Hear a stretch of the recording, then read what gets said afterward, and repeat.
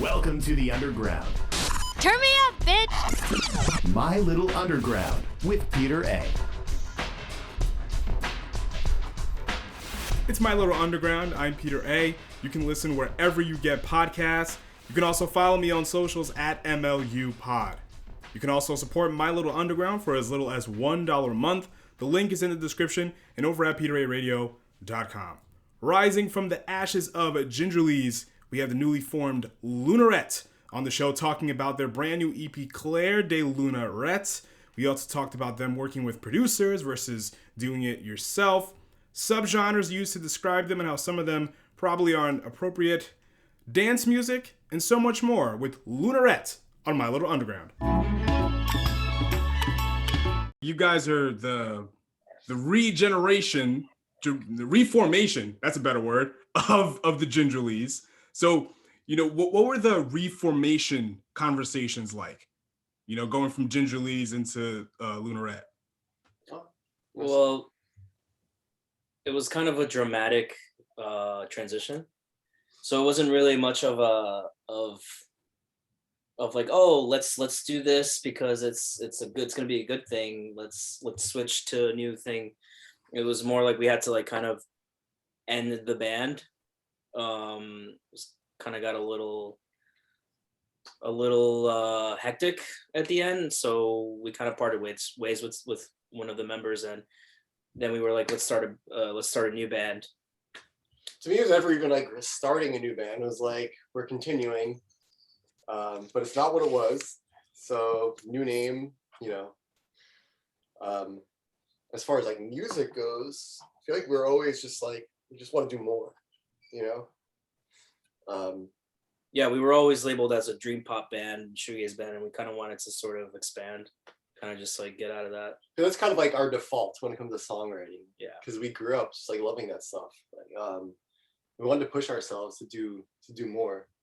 Yeah, we love that stuff. But yeah, we wanted to really push ourselves, I think.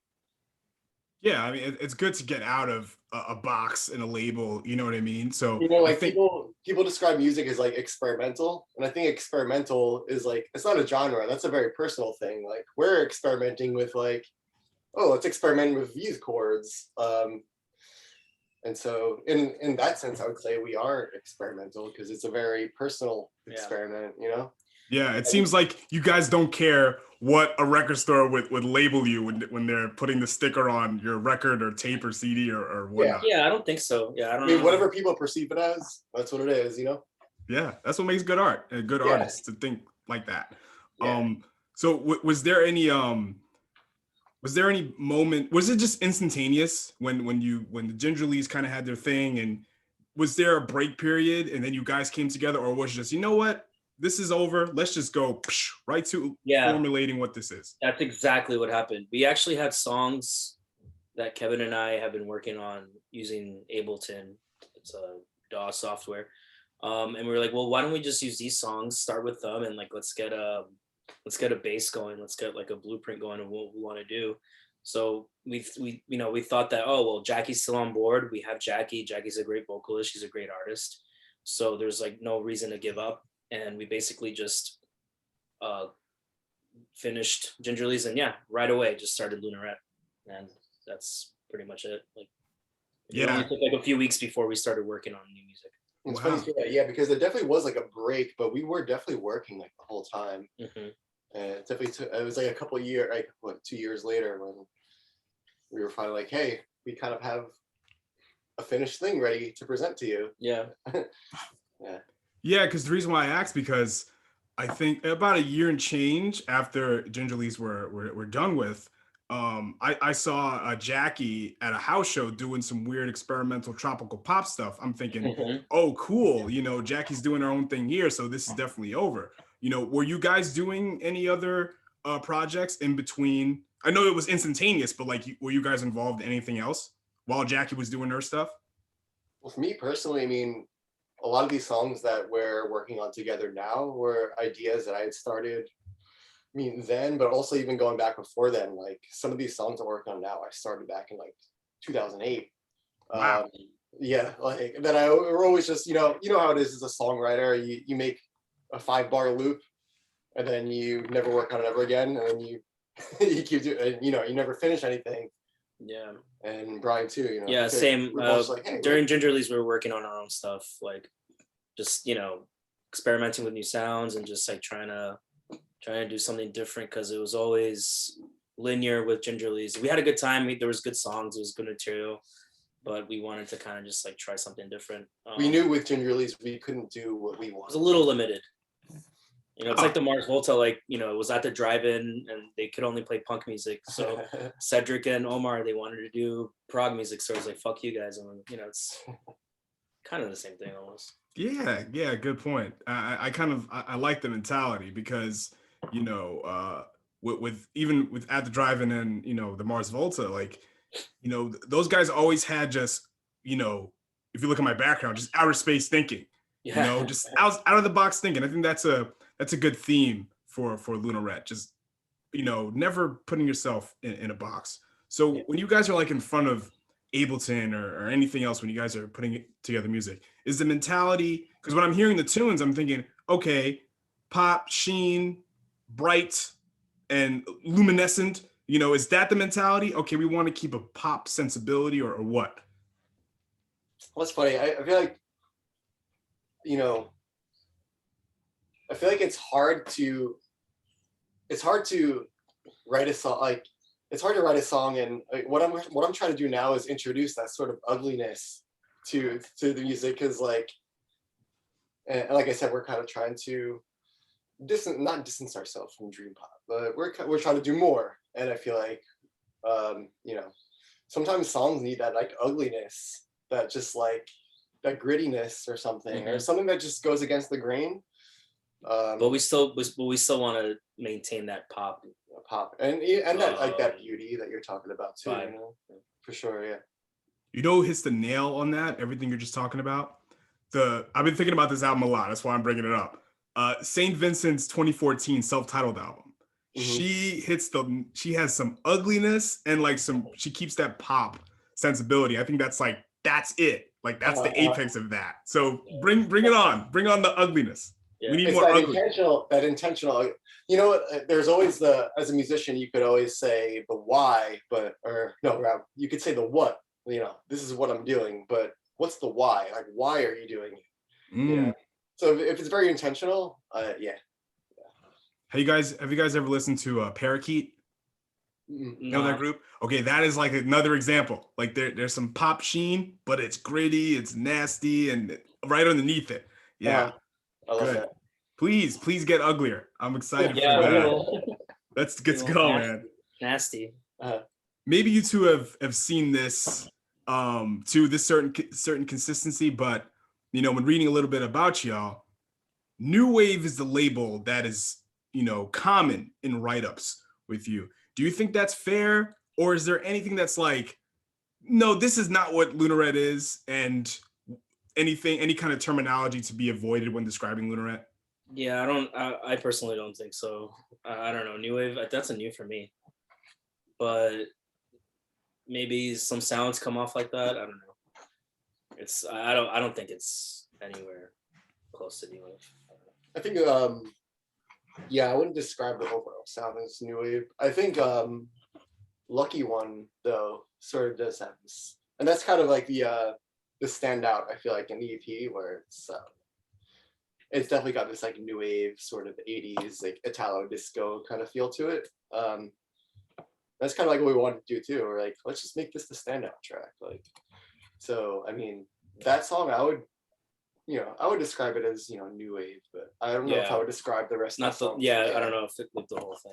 That's the standout track for sure, which I would say that that's pretty new wave. Yeah, I agree. I think that tune, you know, some of the synth rhythms have some like, you know, some New Order-ish, Devo-ish stuff, but I wouldn't throw Lunarette under that category. Like the original version of that song too was so Colin wrote that song. He's not here, he's working, but Colin originally wrote it, and I remember we were in the studio and we're just like, something needs to happen, and Colin and I had this shared love for Italo disco. And I remember just like, what if we just like made an Italo disco song? And I think it worked. Yeah, I love it. I think, you know, there's certain tunes that I see like certain club DJs, you know, remixing, or songs that will have a remix. That's the one. Oh, that's the one. Anybody wants to remix our songs, please do. Yeah, anyone out there, send them over. Has anybody like requested that yet or no? With Gingerlys, yeah. With Gingerlys for sure. Wow. Not Lunarette yet, but we just never got to it. But we're a new band. But I think with Lunarette, I think it's definitely possible. I think that's so crazy because when I hear the Lunarette tunes, I feel like more in a dance mood than I did with any of the Gingerlys stuff. And that's no gripe against the Gingerlys, but I feel like moving and grooving to the Lunarette tunes. That's definitely that for Lunarette. Like when I did Austin Street, I immediately was thinking like, I want to see people dancing. I want to see people moving. I want to see people like having a good time. And you're right. That's like what we wanted, you know, that's part of like the vibe, just like some sort of like enjoyment, just physically, like live, you know? Mm-hmm. Yeah. I don't know if you guys have, well, you probably realize this too, but you know, the stereotype with some New York bands, not the bands themselves, but like crowds at New York shows, they just stand still, they don't dance or whatever. But if the record is right, they're gonna move. Absolutely. Yeah, for sure. If you're saying that, then you just got to make better. No. No, for sure. You know, and as Gingerlys, you play songs, and you know, people stand, their arms crossed, they're nodding their head. I guess we want it. Yeah, we want more. We want to get that that visceral response from people. You want to feed off that energy. Yeah. But if one of y'all start dancing at a show, then we're all gonna do it. It's gonna happen. We'll see. The more y'all that stand still, you know, the people in the crowd be like, all right, no one else is doing it, so we're not gonna do it. So yeah, well, it's gonna be a whole new energy post COVID. We only played three shows before COVID. 3 shows, yeah. Yeah, like yeah. Speaking of those shows, did you guys have, you know, these songs already constructed already, or were there a lot more tunes that you played live that aren't on this EP that may be on future projects, or what? No, I think everything we played live is going to be on the EP. Yeah. At that point, at least. I mean, we have a lot more. Oh, we have a bunch more now, but for our shows, I think it was just like, we want to play shows. Let's get these songs going as best as we can live, and yeah, we just kind of just threw ourselves in the fire, and we pretty much just played the songs that we had at the moment for those 3 shows. Oh, okay. All right. So it seems like you guys have had this, you know, these songs already, you know, planned out before. Yeah. Mm-hmm. I mean, you were in Austin Street when? That was 2014. Yeah. Wow.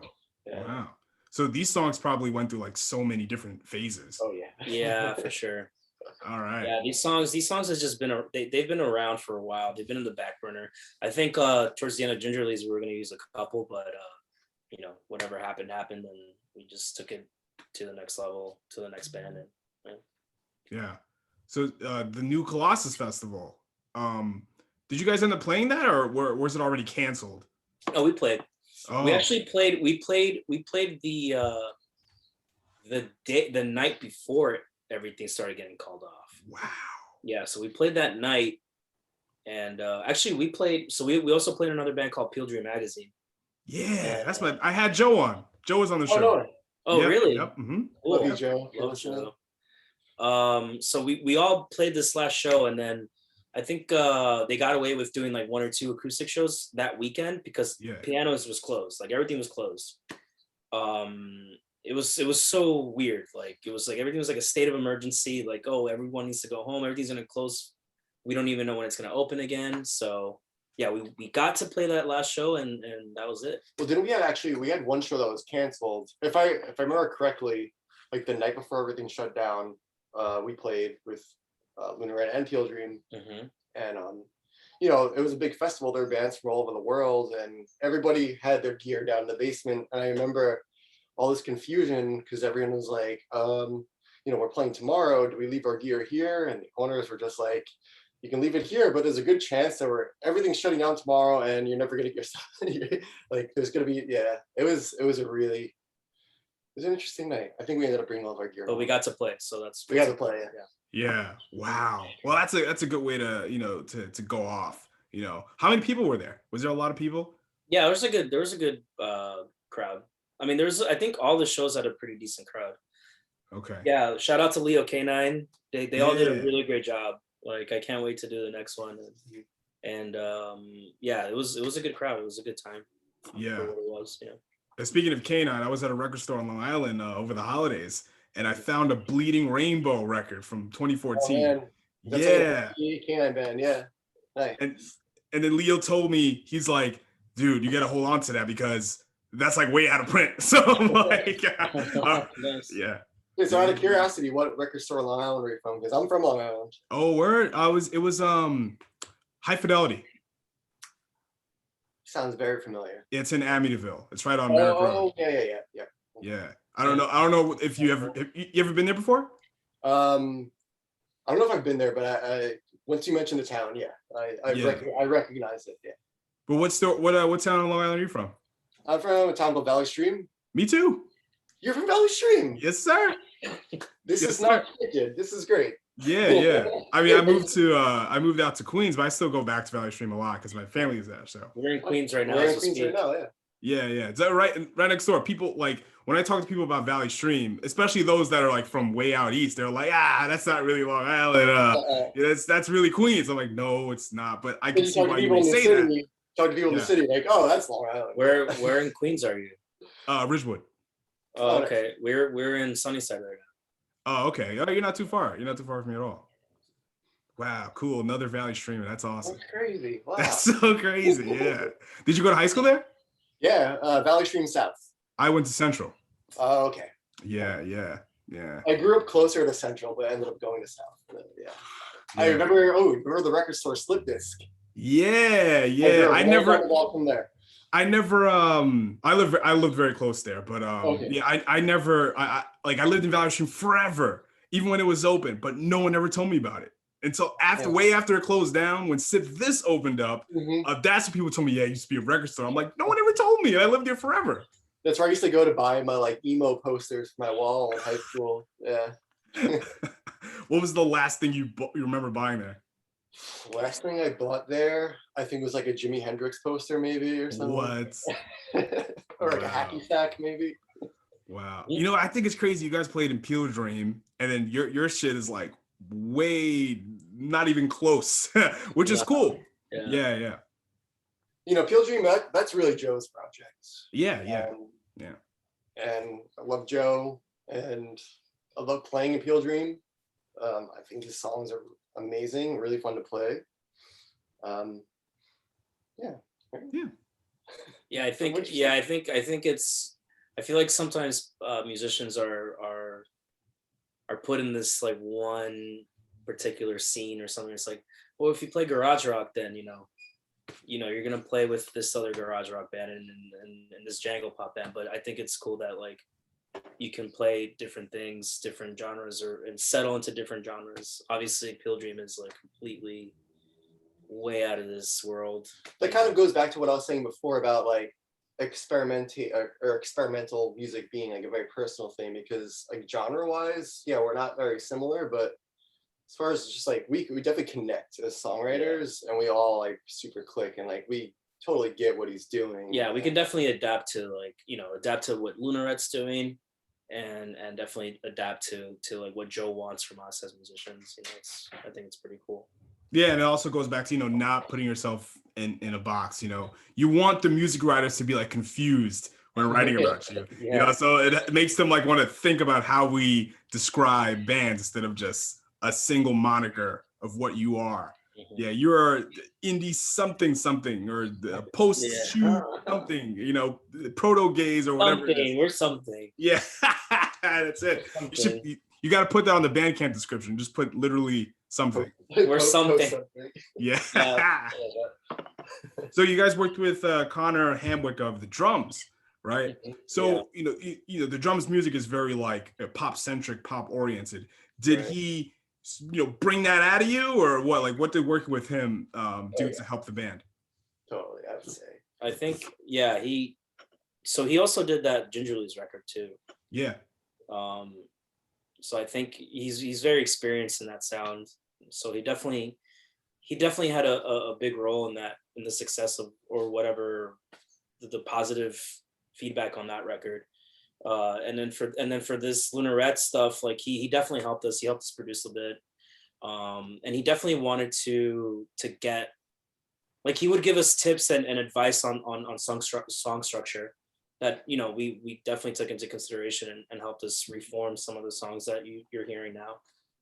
So yeah, he definitely got something out of us for sure in that process. He was very good at listening to, you know, these songs that we'd become so sort of just used to because we were playing them for so long, and he would listen to it as a just he probably thinks he didn't have so much involvement in it or a lot to do with it, but he definitely did. So. I noticed that with a lot of like good producers, they're like, I didn't do anything, because that means the artist that's what makes a great artist then, you know? Yeah. As a producer, I don't have to do much because you guys already know what you're doing, right? I just may give you some right. maybe some frosting on the cake, but you guys made the cake, so you know.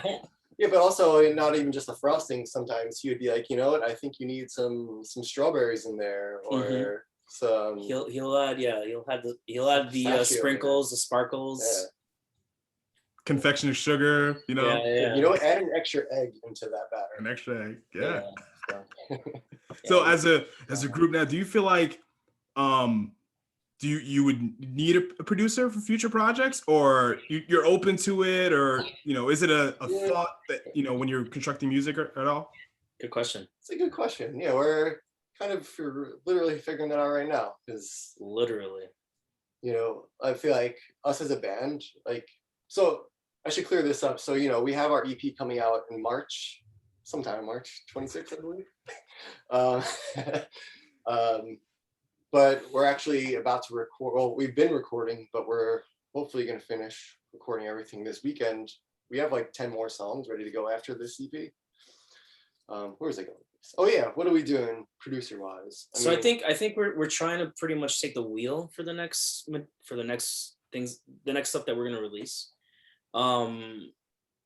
It's kind of difficult because you want to be sure that you know what you're doing and you're used to this sort of process that maybe other producers are probably more experienced in, and they probably might listen to it and be like, oh, well, you could have done this, you could have done that. So I think what we're trying to do is we're trying to do it ourselves in terms of production, because we're writing the songs. Kevin and I pretty much do most of everything, instrumentation, vocal melodies or whatever. So we're trying to just produce it ourselves. And moving forward, we're trying to do everything after that ourselves too. However, I'm sure that we're open to like have another producer help us at some point. Yeah, you know, if it makes sense to y'all, then why not? There's always that sort of like imposter syndrome, you know? Exactly. Where it's like, I think this is great, but somebody can make it better. Yeah, that's a battle, because then it's just like I'll have this conversation with Kevin and he'll be like, well, fuck that. Like, I mean, we can do this ourselves. And like, you know, we got this. And I'm just, or vice versa. It's like, oh, but what if we can send this to someone else? They might be able to like, you know, sharpen it up a bit. You know, I don't know. Yeah, I think, you know, with y'all, you know, doing yourself sounds like it's helped you in a lot of ways, but you know, if it doesn't make sense. Yeah. It seems like a good idea, but sometimes, I don't know, sometimes it doesn't really go your way. Yeah, but you know, we've learned so much in the process, and I feel like. By the way, this is brought to you by Bon Vive. We're officially sponsored. Sponsor us, man. Well, you know, the audio is going to get released, so you know, at least they get a free plug audio. Sponsor us, bud. You know, so all the other songs you have in the can, is it going to be LP1 or EP2, or did you guys plan it out? Did you storyboard the Lunarette trajectory or what? You're full of good questions. I don't know yet. Try. I mean, shit. I don't know. I feel like it could be a double EP. You know, it could. Wouldn't that be an album? Yeah. I guess so. You know, hey, it's all subjective. You know what I mean? Right. It could just be a full length, to be honest. Right. So yeah, I think maybe like after this EP it would be appropriate to do the full length, or maybe do another EP. I don't know. Yeah, with no touring in anyone's immediate future, you could do whatever you want. You know, Exactly. To another 7-inch. Who cares? You know, it doesn't we can matter. we can do the NFT release. That's it. See, I wasn't gonna pull that out of you, but you said it. You know what I mean? Hey, it's like I've been okay. So I've been skimming through it. I should actually sit down and read it, but I still kind of don't get it. But at the same time, it's just like I get a little bit of it, and it seems like artists are still going to sort of maybe struggle on it. I don't know if it's even a smart idea at this point. Yeah, I haven't researched it, so. But yeah, NFTs. We'll see what happens. Maybe that's what Jackie doing now. She told me she was catching a flight. Maybe she's taking an NFT meeting somewhere. Yeah, probably. Yeah. No, she's probably in the air right now, coming to New York. Yeah. In very shortly, actually, we're gonna go pick her up at the airport. Oh, all right, cool. Yeah, tell her I said hi. You know, we were talking anyway before, so it'll be redundant at this point. All right, Lunarette. Thank you guys for coming on My Little Underground. So plug social media, anything you got going on, where people can buy the Lunarette EP and what have you. I would say to buy it. Bandcamp is always the best. Mm-hmm. Also, love you, Bandcamp. Yeah, we're releasing tapes. I saw the Babe City guys they got tapes in the mail, so all your pre-orders are coming out. Yeah, I would say Bandcamp. You know, we're on Instagram. We're on. I just want to say shout out to Joe Pilgrim, my man, my boys in Holy Tunics, and yeah, the K9 guys, Leo K9 and all the Colossus guys. Yeah, and of course, Babe City, Top Shelf. Babe City, Top Shelf. Top Shelf, represent. Yeah.